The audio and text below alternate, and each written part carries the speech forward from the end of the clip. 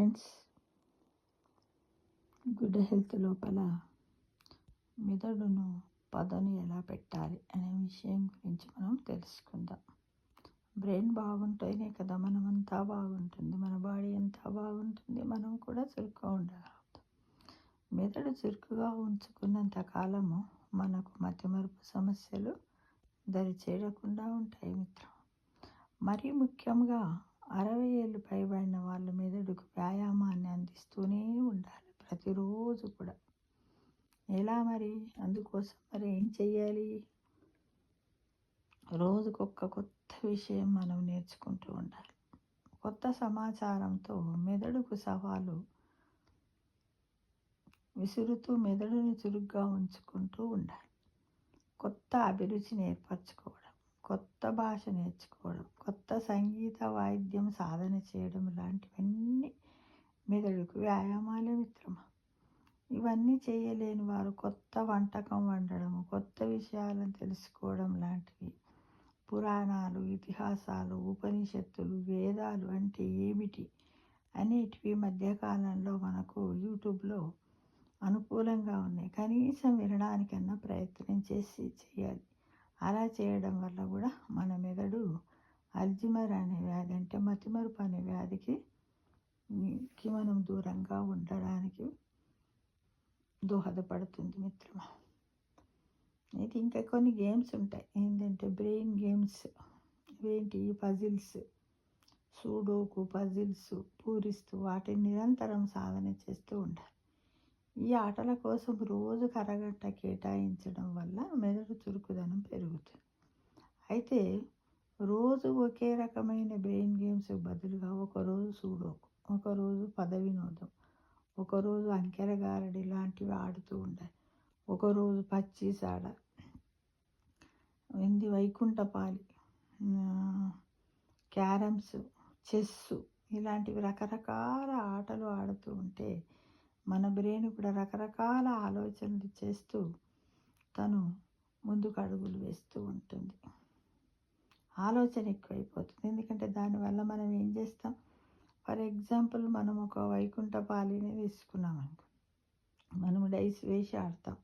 Number 5 పడ్డదని, number 5 పోయిన వెంటనే అక్కడ నిచ్చెన ఉంటే పైకి పోతాం, పాము ఉంటే కలిసి కిందికి వస్తాం. అంటే పైకి పోయినప్పుడు ఆనందం వస్తుంది, కిందికి వచ్చి అబ్బా ఎట్లయిపోయింది, అబ్బా నాకు బ్యాడ్ లక్ అయిపోయింది అని కొంచెం కుంగినట్టుగా అవుతుంది. అంటే ఈ విధంగా మన శరీరంలో కొన్ని అప్ డౌన్స్ రావడం వల్ల కూడా మనలో బీపీ కూడా చాలా అదవుతుంది. మన బ్రెయిన్ కూడా ఏంటంటే వాటన్నింటిని తట్టుకోవడానికి ముందుంటుంది. అలా ఆ విధంగా మనం ఏంటంటే బ్యాలెన్స్ చేయాలి. అయితే ఇప్పుడు తర్వాత నాకు 7, 8 పడ్డది అనుకో, అప్పుడు పెద్ద నిచ్చెన ఉంటుంది, కిందికి వచ్చినా పర్వాలేదు, నేను పైకి పోగలను అనే ఒక ఆశను మనలో రేకెత్తిస్తుంది మిత్రమా. అందుకోసం ఇలాంటి ఆటలు ఆడడానికి ఈ పెద్ద మనుషులు ఆడతాం, ఈ ఆటలు ఎన్నడో చిన్నప్పుడు మస్తు ఆడిని అనుకో, లేదు ఇప్పుడే అవసరం. అవి మళ్ళంతా చిన్నతనాన్ని ఇప్పుడు ముందుకు తెచ్చిపెట్టుకొని ఆటలు ఆడుతూ ఉండాలి మిత్రం.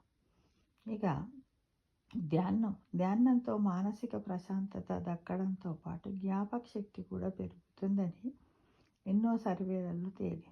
క్రమము తప్పక ధ్యానం చేయడం వల్ల జ్ఞాపక శక్తితో సంబంధం ఉన్న మెదడులోని హిప్పోపటామస్ అనే ప్రదేశం బలపడుతుంది. హిప్పోపటామస్ ఉంటుంది కదా మనకు, మెడుల్లా ఆబ్లాంగేటా, హిప్పోపటామస్ అనే ప్రదేశాలు ఉంటాయి. మెడుల్లా ఆబ్లాంగేటా అంటే చిన్న మెదడు. ఎలా అంటే ఇప్పుడు మనకి ఇట్లా మెడ కింది బాగాన గుంతలాగా ఉంటుంది, అక్కడ మెడుల్లా ఆబ్లాంగేటా ఉంటుంది. అక్కడ మనం రోజు కూడా ట్యాప్ చేసుకోవాలి చేత్తో. చేయడం వల్ల కూడా మనకు చాలా లాభాలు చేకూరుతాయి మిత్రమా. వ్యాయామంతో మెదడు కూడా లాభపడుతుంది. ఏరోబిక్ వ్యాయామంతో మెదడుకు రక్త ప్రసరణ మెరుగుతుంది. ఏరోబిక్, ఎనరోబిక్ చేస్తాం కదా మనం, అవి మనకు చాలా ఉపయోగపడతాయి. ఇక నడవడం వల్ల ఈత, డ్యాన్స్ ఇవన్నీ మెదడును చురుకుగా ఉంచుతాయి. కాబట్టి రోజుకు కనీసము 30 నిమిషాలకు తగ్గకుండా వ్యాయామం అంటే ఆట ఆడడము, నడవడము, పాడడము, డ్యాన్స్, ఇష్టం నీకు ఏది వేయాలనిపిస్తే అలా. ఎవరు లేకున్నా పర్వాలేదు, ఒంటరి కానీ అద్దంలో చూసుకుంటూ, గోడను చూసుకుంటూ, చిన్నప్పటి మన అన్ని మెమరీస్ని జ్ఞాపకం చేసుకుంటూ అప్పుడు ఆటలను జ్ఞాపకం ఇలా ఆడేవాళ్ళమని గంతులు వేయాలి మిత్రమా. ఈ విధంగా రోజొక 30 నిమిషాలు సాధ్యం కాకుండా సాధ్యమయ్యేటట్లు మనం సాధించుకోవచ్చు. మనసుంటే మార్గం ఉండకపోదు మిత్రమా.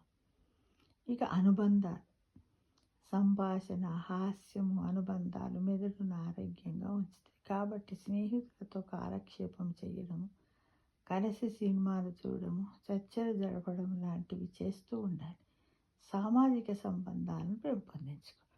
అయితే ఈ కాలంలో చాలామంది బిజీగా ఉంటున్నారు కాబట్టి కనీసం ఫోన్లోనైనా చాటింగ్ చేయడము, వారానికి ఒకసారైనా 2 సార్లు కలుసుకొని వాళ్ళతో మాట్లాడడం, కొద్దిసేపు నవ్వడము, ఇలాంటి పనులే చేయాలి. కానీ వాళ్ళతోటి కలుసుకొని నీ బాధలని వాళ్ళకి చెప్పుడు, వాళ్ళ బాధలని నువ్వు వినడం, ఇలాంటివి అస్సలు చేయకూడదు. నెగటివ్కి సంబంధించిన థాట్స్ కానీ ఫీలింగ్స్ని కానీ ఎప్పుడు మన వాటిని వేరే వాళ్ళకి షేర్ చేయదు. వేరే వాళ్ళ ఫీలింగ్స్ని మనం రిసీవ్ చేసుకోవద్దు.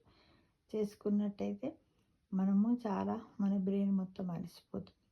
కాబట్టి ఇద్దరు కలిస్తే ఎంతసేపు పాజిటివ్ థింగ్స్ని, థాట్స్ని, ఫీలింగ్స్ని మాత్రమే మనం షేర్ చేసుకుంటూ ఉండడానికి ప్రయత్నించాలి. ఇదే good health for brain, exercise for good health అని గ్రహించండి. ఈ రోజు నుండే ప్రారంభించండి మిత్రం.